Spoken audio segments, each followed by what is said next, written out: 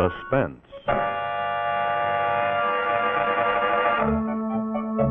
Your host tonight on the Autolite Theater is the maker of the famous wide-gap Autolite resistor spark plug. Ignition engineered by Autolite, makers of complete ignition systems for many of America's finest cars. From bumper to tail light, Autolite makes over 400 products for cars and trucks. Spark plugs, bumpers, hubcaps, bullseye seal beam units, radiator grills, batteries, wire and cable, ignition systems, speedometers, instruments, tail lights, and many more. So remember, from bumper to tail light, you're always right with Autolite.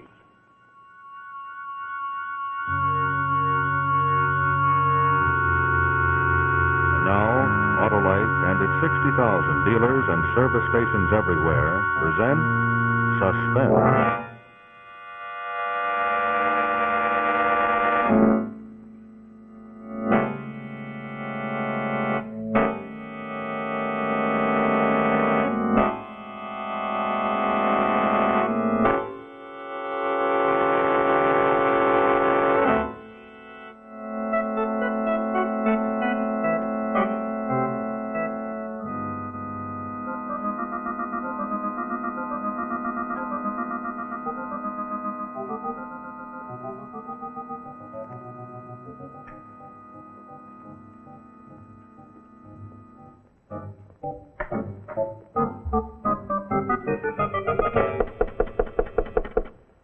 Yes, come in.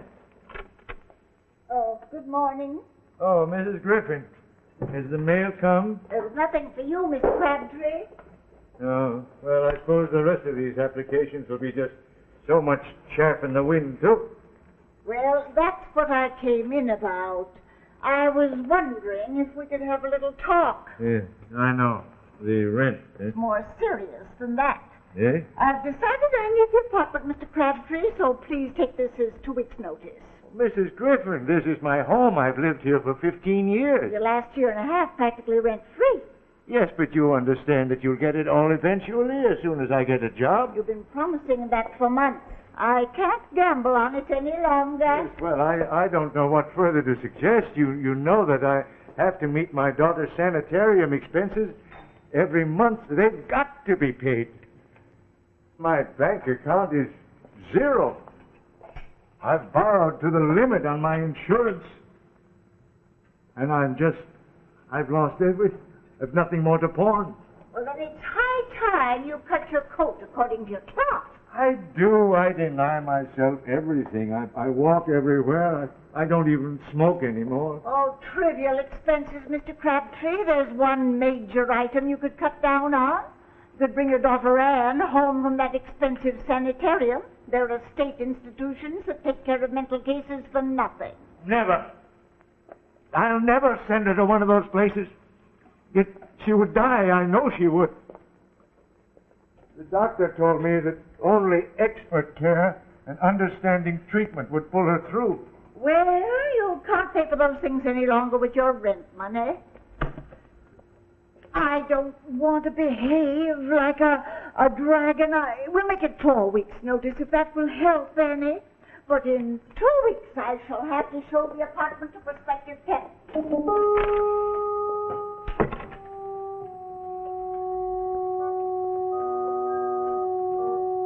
Tell me what to do, Anne, darling.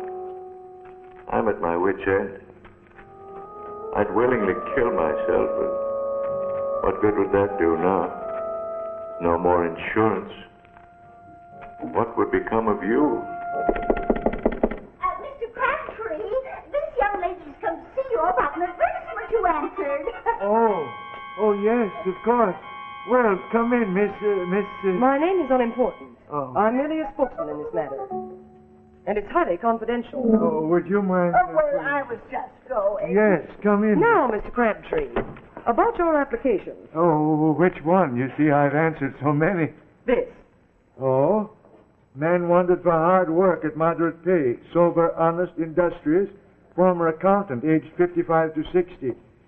Write details, send references, box 111, general delivery, New York.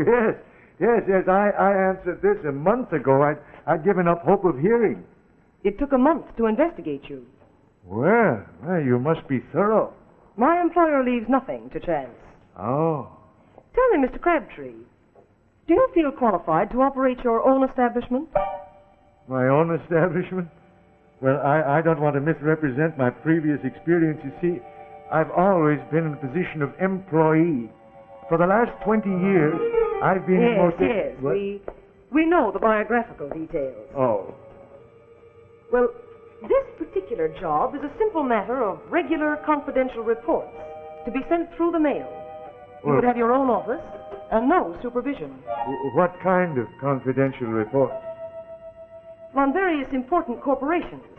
It would be a matter of covering references to them in the financial journals. Well, to what address do I mail these? Well, the box number you already have, of course. Yes, of course. Your hours would be 9 to 5, 6 days a week, with an hour off for lunch. Oh, might I ask about my salary? I'm empowered to offer you $100 a week. Oh. Do you mind if I sit down? No. This is the address of the office. Eh? Room 1202, 581, East 42nd Street. One of these keys is for the door, one for the desk, and the other for a filing cabinet. You will report tomorrow at 9 a.m. sharp. Mr. Crabtree, am I to gather from your attitude that you're dissatisfied with this offer?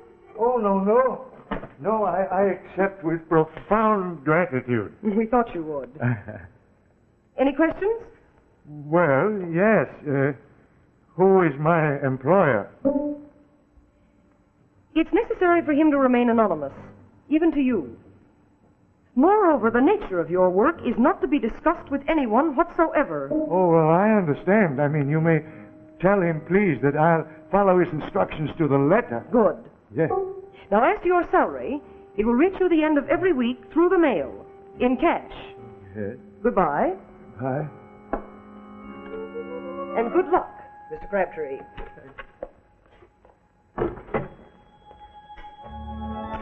I can't believe it. It's going to be all right, and now you will get well. Hello, darling. Is it all right for me to talk? Good. I just couldn't wait to tell you. It went off perfectly. My dear, he's ideal, just exactly what we've been looking for. I put on such a marvelous performance, he hasn't any idea it isn't a bona fide job. Yes, I'll phone the building right away and tell them to put his name on the office door.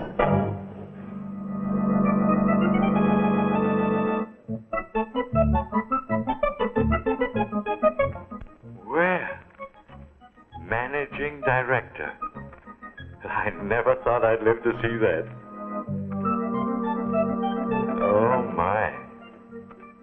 Not exactly palatial. However, as Shakespeare said, a poor thing, but mine own.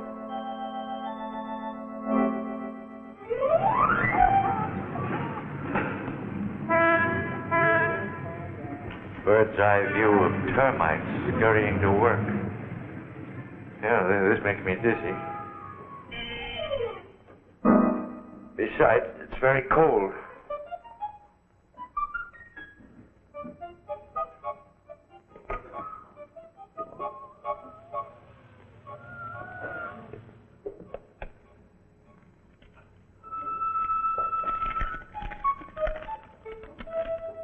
Please feed me. My function is to keep you company so that you will not be tempted to chatter to friends on the telephone. My name is Discretion. Well, Discretion, it's lucky for you that I'm partial to cats, that I'm not one of those silly people who are terrified of them. We'll be great companions.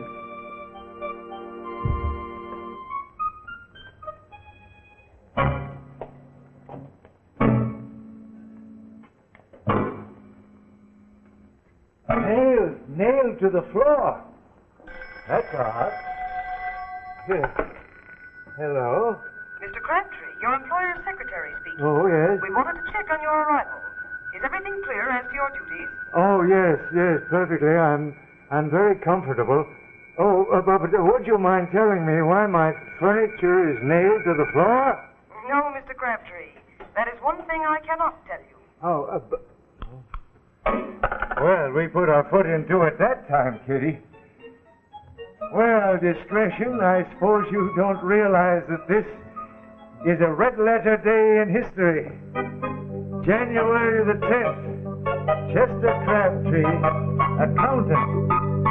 He opens his own office for a very mysterious Mr. X.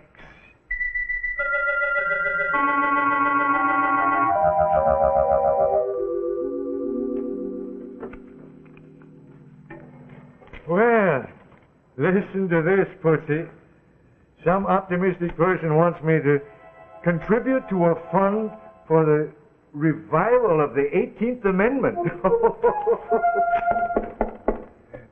Yes, come in. Mr. Crabtree, I give you one guess as to who I am. Oh, could you be my employer, sir? I always think of you as Mr. X. You may continue to call me that. Oh, thank you. Well, I'm very proud to make your acquaintance, sir, at long last. Won't you take my chair, sir? I'm afraid it's the only one. And it's not through an oversight, Mr. Crabtree, that it is the only one. Oh. It's malice aforethought, a small detail in an elaborate plan, but I'll explain all that in its turn. Yes. I find it very stuffy in here. Oh. Open the window, will you? Yes, sir. From the bottom. And wide. That's better. I think we should always fill our lungs with fresh air when we can, Mr. Crabtree. They can so easily cease to function. Yes, sir. Well, Mr. Crabtree, I believe in coming to the point without preamble. You are content with your job and your salary? Oh, yes, sir. I've never been so happy, sir, and I hope that my reports have met with your satisfaction. I haven't read them. I burned them on arrival, unopened. You what? You burned them? It comes as a shock to you to discover that their real function is to lull you into a state of security. False security. Well, sir, I must say I don't follow you, sir. Well, you have actually been employed by me for work of a very different nature. What sort of work, sir? I want you to help me to dispose of a personal problem. Oh, well, naturally, I'd do anything to be of help. Anything? Then tell me, Mr. Crabtree, how would you go about killing a man? I, sir? Yes, that's why I've hired you.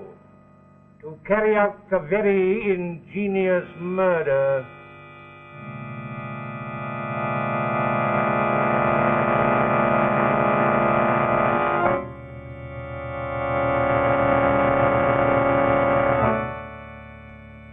In just a moment, we'll see Act Two of Help Wanted, starring Otto Kruger.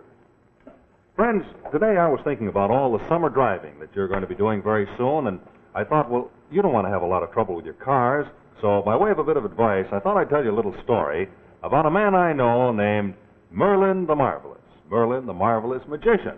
And he really is a very marvelous guy. Very smart. He can tell you the card you're thinking of, or he can make things disappear right in front of your eyes. So, when Merlin's car gets to jumping and jolting around, you'd think he'd give it the old abracadabra, or at least try and make with the double whammy to get rid of whatever the trouble is. But now, as I told you, Merlin is a very smart fella, and he knows that the thing to do is take his car to an expert, which is just what he did. And we found out what the trouble was right away. In his car, Merlin had a set of old, tired, worn-out spark plugs. So what we did was supply him with a little of the magic right in this box, a set of the new revolutionary Autolite resistor spark plug. Now, here's why I want to tell you about the Autolite resistor spark plug. Inside, yes, built right in, mind you, is a newly developed 10,000 ohm exclusive Autolite resistor that's found in no other automotive type spark plug. And it's very important to you for 4 big reasons. And here they are. Number 1, you get smoother idling. Yes, there's less chance of misfiring at idle or at low throttle settings. That's number 1. Reason number 2, actual gas savings. You see, with the Autolite resistor, you have better performance with leaner gas mixtures, so you actually save gas. And here's reason number 3, longer life.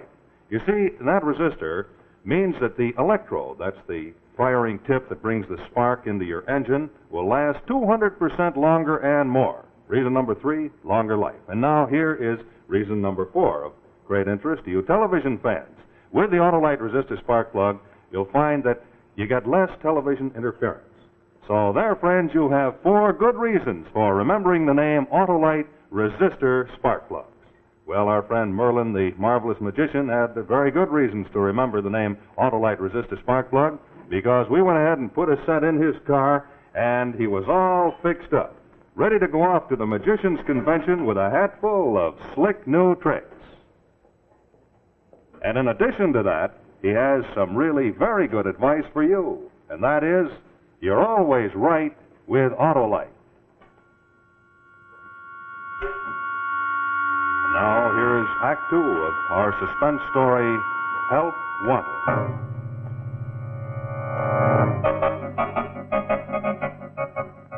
I gather from your stony silence, Mr. Crabtree, that the idea of taking life is repugnant to you. Well, sir, I am an accountant, not an assassin. I've never even dimly contemplated such an action. I envy you the serenity of your existence. Unfortunately, I have never contemplated anything else for 5 unhappy years. Well, who is this man that you want eliminated? A common blackmailer who's setting too high a value upon his silence for the moment. He is my wife's first husband. When we married, she thought him dead. We have 2 children who will become illegitimate if he prosecutes for bigamy as he threatens. I occupy a public position of great trust. Such a scandal would ruin us. It must not be allowed to happen. But, sir, if you have decided to destroy this man, why do you insist try to get me to do it? Why don't you do it yourself? I am totally incapable of committing any act of violence. Why, if a fly should land in the palm of that hand, I lack the force to crush the life out of it. Yes, but why not hire someone outside the social boundaries, someone who would do anything for money, a gangster? And exchange one blackmailer for another? No, Mr. Crabtree, I have decided it has to be you. Me? But I never. Calmly, my dear fellow. And before you make a hasty decision, consider the consequences of a refusal to you. When you leave this office this evening, you would leave it permanently. But with a secret, Mr. X. A secret that might be of interest to the police.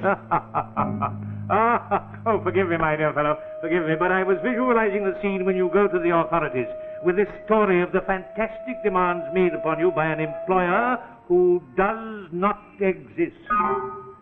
Yes, sir, but this office, all the subscriptions to the magazines, you paid for everything. Through the mail, by cash, in your name.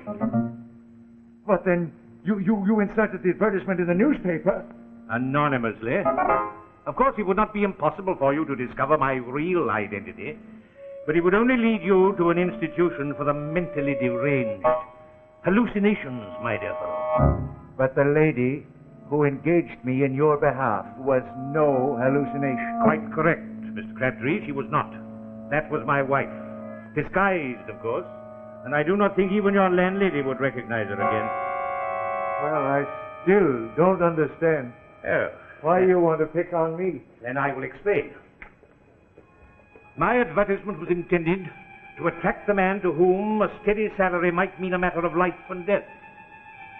I examined numerous replies. You seem to me to be the ideal candidate, for to you, a steady salary is a matter of life and death. Well, if not to you, at least to your daughter. What good would I be to my daughter if I went to the chair for murder? You underestimate my ingenuity. My plan is foolproof. For example, this cramped office was found after a weary search as perfect for our purpose. The exact spot in which this desk is placed was carefully selected. It has even been nailed to the floor to make it impossible to move it. Now observe. When you are seated at this desk, a visitor is confined to the space you occupy now at that window. Within the hour, the man we have been discussing will come through that door. He will stand there with his back to the open window, as now. He will ask you for an envelope containing a contribution. You will hand him that. Being a methodical man, he will place it in the inner pocket of his jacket. Every time I've paid him for the last 5 years, he has never failed to do exactly that. At a psychological moment, when his hand is in his pocket, he will rise swiftly. One good thrust and he'll be through that window to his death. No! No! A second or two later, you will close the window and quietly resume your work. Yes, but someone will find him. Yes. The police. Yes, they will find an unfortunate individual who has jumped from the roof above you. They will know it's not a suicide because the envelope you gave him will contain a note, not the money he anticipated. The note will explain the reasons for his sad demise and offer a pathetic apology for the inconvenience he has caused.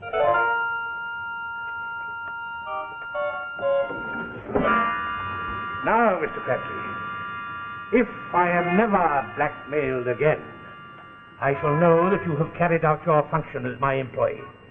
You will become one of my confidential supporters, and you will retire at the age of 65 with a generous pension for life.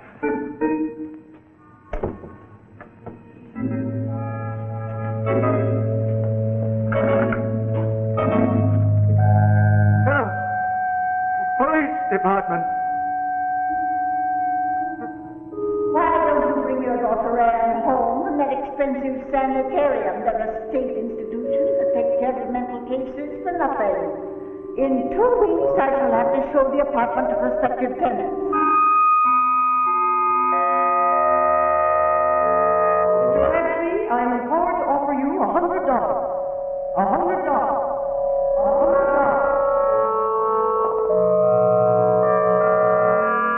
Before making a hasty decision, consider the consequences of a refusal to you. When you leave this office this evening, you will leave it permanently.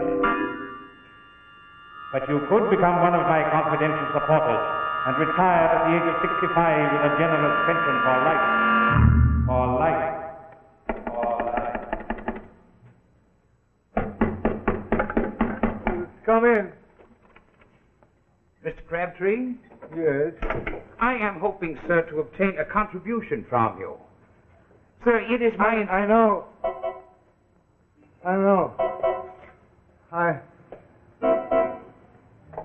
I have it here. Thank you. That's most satisfactory. Do you mind if I open it? Oh, no, you're not. Cat. You're... Keep him away from me. Cats terrify me. Please don't let him come near me. Please keep him away from me.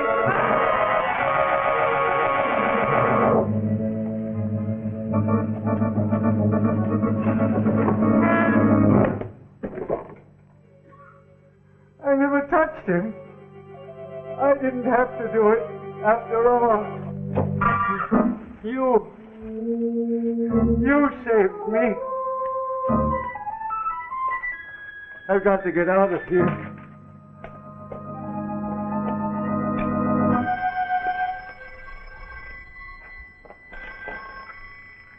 Hello? Yes, this is Crabtree. I was standing at the opposite corner at the end of the block. I saw a man fall from the 12th floor. Congratulations, my dear fellow. Yes, but I didn't do it. It was an accident. He fell by accident. You did give him that letter.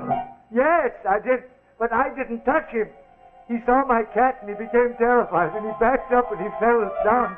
But, my dear Crabtree, I hope you are not going to spoil everything when it is all going so splendidly by losing your head. It would be most unwise to tell that, shall we say, cat and bull story to the police. Now, you heard nothing. You saw nothing.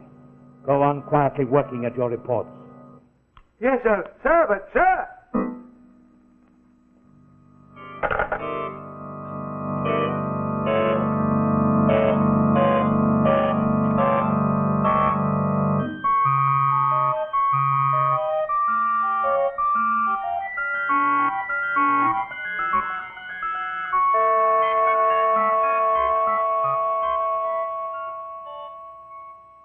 Well, this is the last one. Chester Crabtree. Maybe he can tell us something. Come in. Hope we're not interrupting, sir, but there's been an accident. Oh? About an hour ago, a man fell from this building and was killed. We want to ask you a few questions. By all means, do.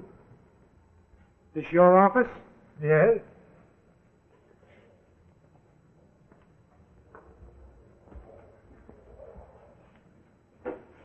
Been in it all morning?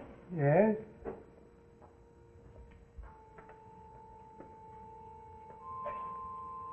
That door open any time? No, I always have the door closed when I work. Then you wouldn't be in a position to see anyone going up the stairs across the hall. No, I wouldn't. You say you've been sitting at that desk all morning, huh? Yes. Yes, I don't believe I've left the chair. Then you wouldn't be in a position to see anything happening outside the window. No, indeed. You hear anything? Anything out of the ordinary? Out of the ordinary? Yeah, someone yelling. Anything like that. Oh, yes, now that you mention it, I believe I did hear someone scream, though they were startled. Let's see. Well, that ties it up. The guy jumped from the roof, all right. Second he did it, he changed his mind. Clear case of suicide, note and everything. Sorry to trouble you, Mr. Crabtree, but we have to get all the facts we can. Yes, but just one moment. Oh, one thing. Who was this person? Oh, some reformer. He'd been going through the building trying to solicit contributions to revive the 18th Amendment. Oh. Well, it takes all kinds to make a world. Goodbye, Mr. Crabtree. Goodbye. Goodbye.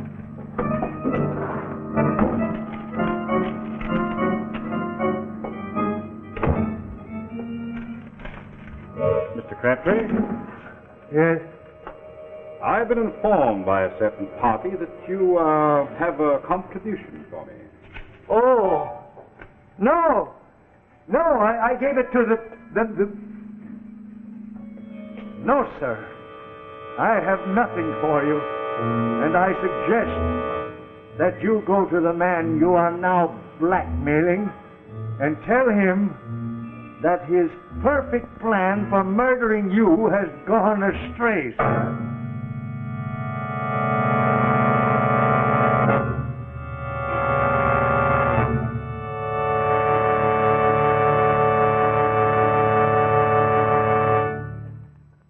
Thank you, Otto Kruger, for a wonderful performance in Help Wanted. This is Rex Marshall speaking for Autolite, and in just a moment I'll tell you about next week's Suspense presentation. But right now, here's a parade of some of the more than 400 Autolite products which are made in their plants from coast to coast. Here come the horns, the windshield wipers, the relays, the ignition coils, and of course the batteries. Autolite Stay Full batteries. The batteries that need water only 3 times a year in normal car use. There's spark plug wire, battery cable. And there come the Autolite starting motors, followed by the distributors and the generators. And there are the gas gauges. Here come the spark plugs, ignition-engineered resistor spark plugs. Look at that precision, typical of Autolite, for Autolite means precision engineering. So insist on Autolite original factory parts at your neighborhood service station, car dealer, or repair shop. It's a good thing to remember, friends, that from bumper to tail light, you're always right with Autolite.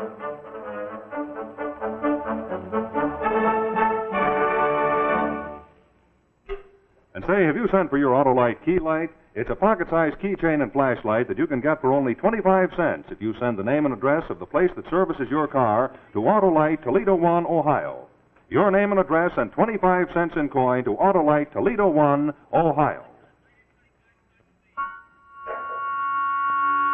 Next week, we'll bring you another gripping story of suspense entitled Stolen Empire. Also, be sure to listen to Suspense each Thursday night on the radio. And now, good night from Autolite. This is CBS, the Columbia Broadcasting System.